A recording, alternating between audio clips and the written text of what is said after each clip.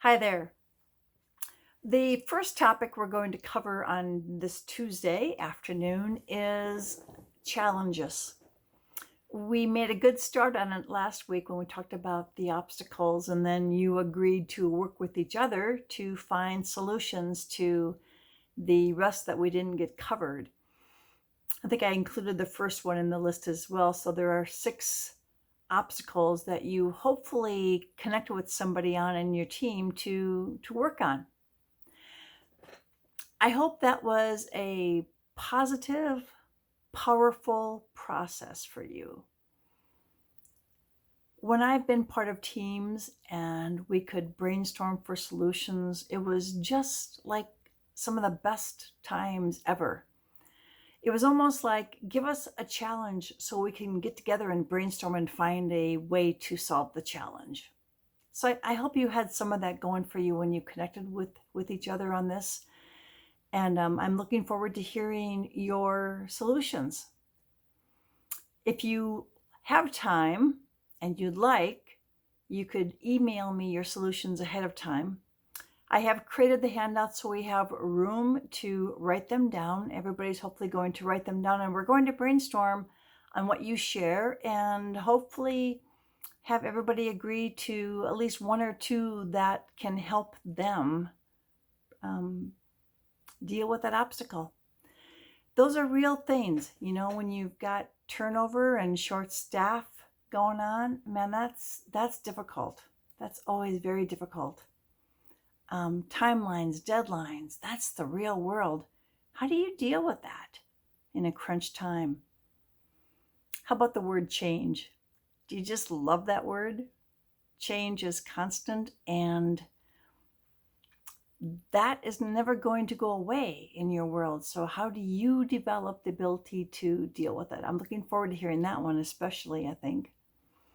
And then if there's a lack of info, what do you do about that? And how do you make sure that information does get shared throughout the team? Lack of knowledge and experience, that can be really difficult, especially for new employees and for new leaders like yourself, who you're all fairly new to this gig. That can be an issue. And then tunnel vision. Tunnel vision is it's narrow. That makes it difficult because it just doesn't see the whole big picture. So I'm looking forward to what you're saying about that one as well. And then we're going to go through a problem-solving process. There's all kinds of those out there. I tried to pull in what I thought was most usable in your world. So it's just a suggestion. We can take it or leave it, but we're going to work our way through that. Here's what this is really all about. Your ability to solve obstacles is huge as a leader. It just makes a really big difference.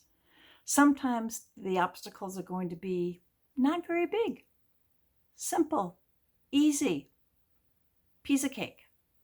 And sometimes they're going to knock you flat, and they're going to make you wonder, would it be less painful just to bang your head into a wall rather than deal with this thing, whatever this thing is that you have to deal with? You were hired as a leader because you can solve problems. You can make things happen. What I want you to realize is that you've always got people watching you and seeing how you're going to be solving the problems. So I'm going to segue right into the next session, which is going to be all about how do we communicate to solve these problems, but do it in a way that builds relationships. So I'm asking you again from role models in both of these. Role models are so important because they give us this voice, this presence that we can always tap into. This is not an exercise just in this simple thing. It is simple, but it's deep. That's the word I'm looking for. It's deep because As we've shared with each other, we've also learned a lot about each other and where we come from, and that helps us be a team. It's not all about the trails and all about the equipment. It's so much about working together to have this wonderful experience as a team.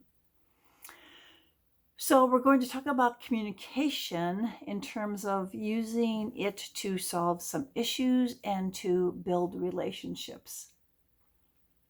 And we're going to tie that into your leadership brand promise. I hope that you've spent some time thinking about your leadership brand promise.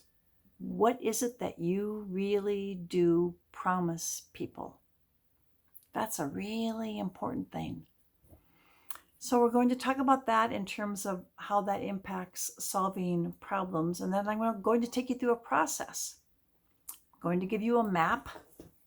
It's a pretty dependable little map that we're going to use to get at what's going on, what's the issue, what's the concern, what's the impact, because not everything is a big deal. I tell people to pick your battles, but don't pick every battle. Just pick the ones that matter, that have an impact, that are causing a problem. Pick those. And by the way, don't wait forever to pick them. Deal with it. Have the guts to do it sooner rather than later. So we'll talk about all of that too. And then we're going to work our way through this process and find some words to help you to solve your problems. Okay? And then after that, we're going to talk a little bit about the Lander event, and we have a surprise for you at the end of our session on Tuesday. So I'm looking forward to it. And I have to say, thanks again for taking the time to listen to these videos, to watch them, to give me a chance to kind of make you think a little bit in advance about what we're doing. Communication is a huge topic. You've all said it's something that's important to you. It showed up all over the place in the assessments. So it's worthy of this time. And we're also going to work on it in Lander, which is just like 10 days away or something like that. So it's coming right up. So thank you. And I look forward to seeing you on Tuesday. Talk to you soon.